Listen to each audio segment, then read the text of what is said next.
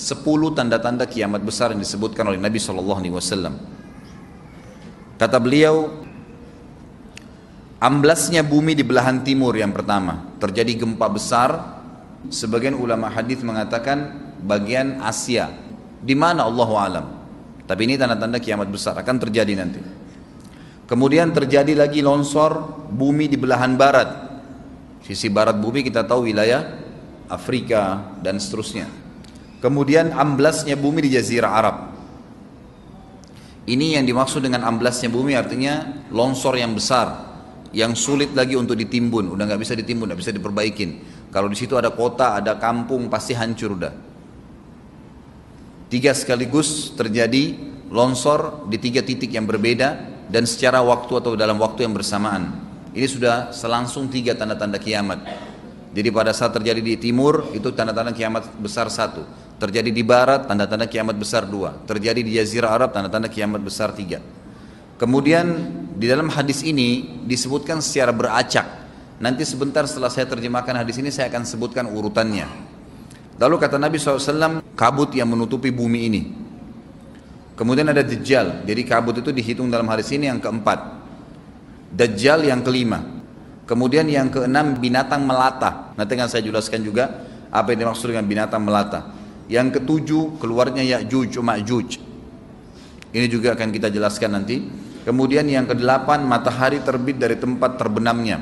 Yang kesembilan keluarnya api dari perut kota Aden yang menghalau manusia. Sulit, manusia tidak bisa melalui Jazirah Arab. Kemudian yang ke-10 turunnya Isa putra Maryam. Turunnya Isa putra Maryam. Tentu saya katakan tadi hadis ini disebutkan dan disepakati oleh para ulama sifatnya teracak. Karena cukup banyak dalil-dalil yang lain yang mengurut kejadian ini. Urutan yang pertama dari 10 ini adalah keluarnya Dajjal. Ini urutan pertama. Dajjal, jemaah sekalian, adalah diambil dari kata-kata Dajjalah yang berarti kekacauan.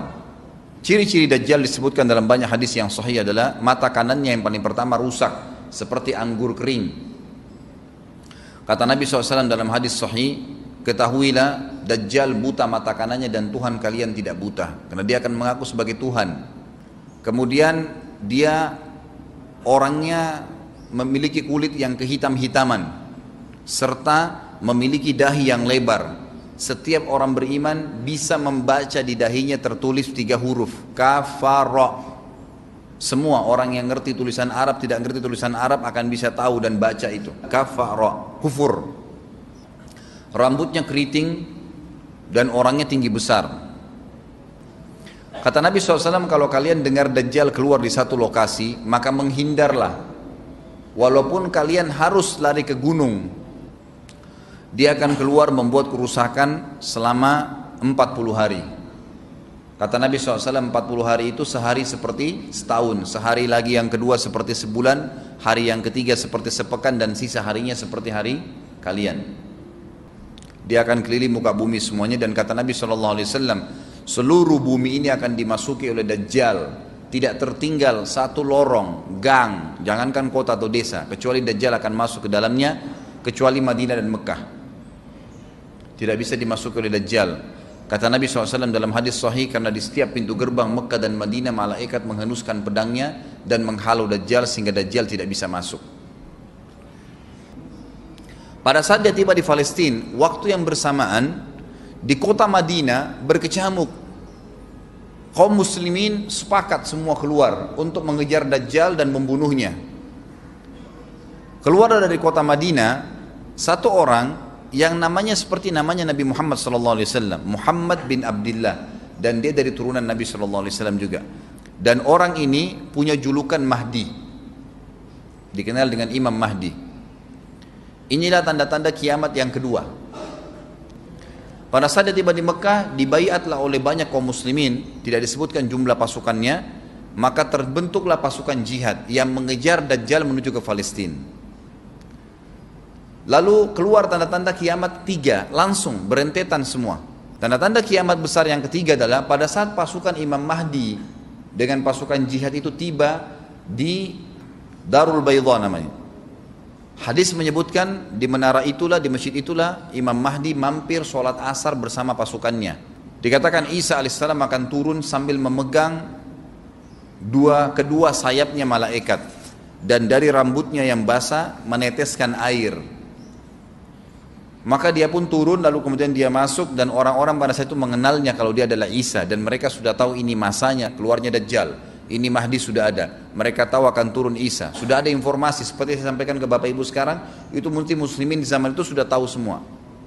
Sholatlah mereka, kemudian mereka menuju ke Palestina. Ringkas cerita adalah Nabi Isa alaihissalam akhirnya tiba dengan pasukan mujahidin di depan pintu gerbang Babulut. Dajjal mengatakan, bukakan pintu gerbang, mereka tidak akan mampu melawan kita karena pasukannya mereka banyak memang. Maka Dajjal dengan sombongnya menunggu di depan pintu gerbang. Pada saat dibuka, Dajjal kaget melihat ada Isa alaihissalam. Dan pada saat itu kata Nabi SAW, Dajjal faham kalau sudah tiba ajalnya. Begitu melihat Isa alaihissalam, dia lari dan badannya sambil meleleh di depan para pengikutnya. Pada saat Dajjal mati, pengikutnya pada ketakutan semua. Mereka anggap Dajjal Tuhan, mereka anggap Dajjal orang yang perkasa lah, orang yang kebal lah, beragam macam kelebihan. Mereka kaget pada saat mati, maka bertebaranlah mereka dan akhirnya mereka sembunyi di bawah pohon dan di atas batu. Kemudian batu dan pohon akan memberikan penjelasan, hai muslim ini Yahudi, bunuhlah. Maka dibunuhlah pada saat itu mereka. Lalu Nabi Isa alaihissalam memimpin di muka bumi, dan kata Nabi SAW, pada saat itu Islam, agama Islam yang dibawa oleh Nabi SAW akan masuk ke semua rumah di muka bumi, gak tersisa. Satu dunia ini semuanya Islam. Hadis sahih. Maka Nabi Isa alaihissalam memimpin pada saat itu, disebutkan dalam hadis 40 tahun dengan ketenangan, menerapkan hukum Islam. Semuanya beriman kepada Allah subhanahu wa ta'ala dan menjadi muslim. Setelah itu keluar tanda-tanda hari kiamat besar yang keempat, yaitu keluarnya Ya'juj dan Ma'juj. Nabi SAW sebutkan ciri-ciri mereka. Mata mereka sobekannya kecil sehingga mata mereka kelihatan seperti sipit, tapi bola matanya besar. Mereka memiliki rambut yang keriting, dan mereka memiliki poster yang umumnya seperti poster manusia. Ada hadis yang berbunyi mereka akan mendatangi sebuah sungai, kalau tidak salah namanya sungai Tibria, airnya banyak mengalir. Kata Nabi SAW, mereka semua minum air sungai itu, dan yang terakhir dari mereka datang sudah nggak dapat air. Artinya air sungainya habis diminum. Bayangin berapa banyak jumlahnya itu. Pada saat itu Nabi SAW mengatakan, Allah berfirman kepada Isa, berkata, wahai Isa, aku akan mengeluarkan hamba-hambaku yang tidak ada seorang pun dari kalian bisa mengalahkannya, termasuk Isa alaihissalam, nggak bisa mengalahkan. Maka selamatkanlah dirimu bersama dengan pengikut-pengikutmu ke Gunung Tur namanya. Jadi memang Ya'juj ini ciri khasnya, kata Nabi SAW, mereka memakan apa saja. Jadi bukan seperti manusia normalnya. Mereka membunuh semua yang bukan seperti mereka. Sampai-sampai kata Nabi SAW, tidak ada yang bisa mengalahkan mereka, dan jumlah mereka sangat banyak. Salah seorang di antara mereka tahu dia akan mati kalau sudah punya 1000 anak. Kata Nabi SAW dalam hadis Bukhari, kecelakaanlah bagi orang-orang yang ada di Jazirah Arab. Kemungkinan besar makna ini adalah tempat mereka dekat dengan Jazirah Arab. Kata Nabi SAW, kecelakaan bagi orang-orang yang Jazirah Arab karena telah terbuka dari lubangnya Ya'juj Ma'juj sebesar ini. Udah kasih isyarat dengan jari ibu jari sama jari tengahnya. Artinya mereka sudah bisa melihat keluar. Pada saat mereka keluar, maka mereka akan mulai membuat kerusakan. Kata Nabi SAW di dalam hadis sahih riwayat Imam Bukhari, bahwasanya Ya'juj Ma'juj akan membunuh siapapun yang mereka temui. Bahkan pada saat mereka sudah merasa menguasai bumi, mereka melepaskan anak-anak panah mereka ke langit. Lalu Allah menurunkan anak-anak panah mereka sebagai fitnah dipenuhi dengan darah. Maka mereka berkata, kami telah membunuh semua yang ada di bumi dan semua yang ada di langit. Kata Nabi SAW, Allah lalu mengizinkan Isa untuk berdoa kepada Allah agar memusnahkan mereka. Maka Isa alaihissalam pun akhirnya berdoa, meminta kepada Allah subhanahu wa ta'ala agar mereka semua dimusnahkan. Maka pada saat itu pun Allah subhanahu wa ta'ala menurunkan kepada mereka hama. Sebagian hadis menyebutkan serangga kecil seperti cacing, banyak sekali yang menimpa tubuh-tubuh mereka. Setiap orang satu.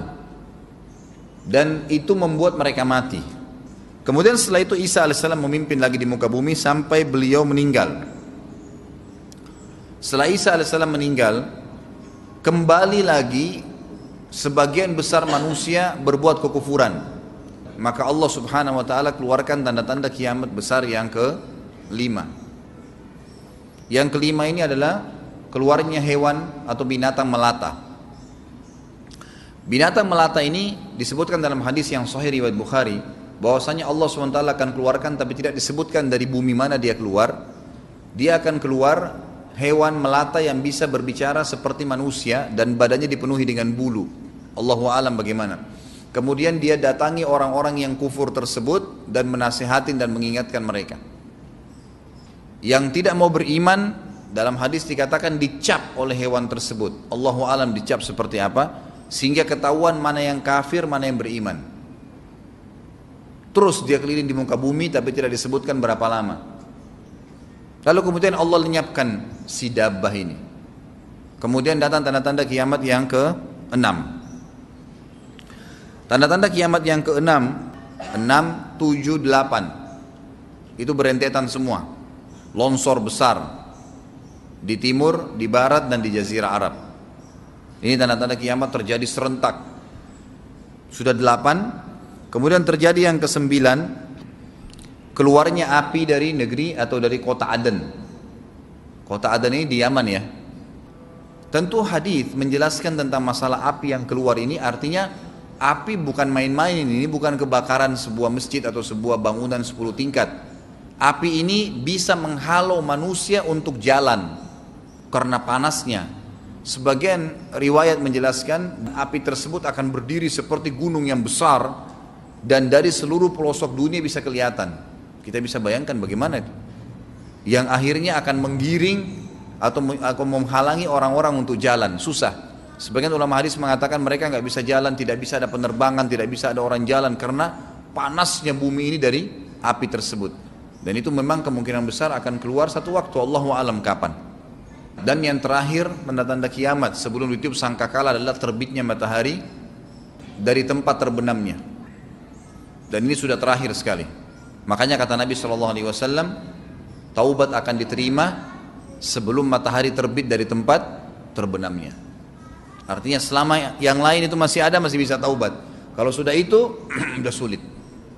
Ini tanda-tanda kiamat. Sebagian ulama memasukkan tanda-tanda hari kiamat kecil, ada yang masukkan tanda-tanda kiamat besar. Ada dua hal. Yang pertama itu adalah keluarnya Dzu Suwakatain.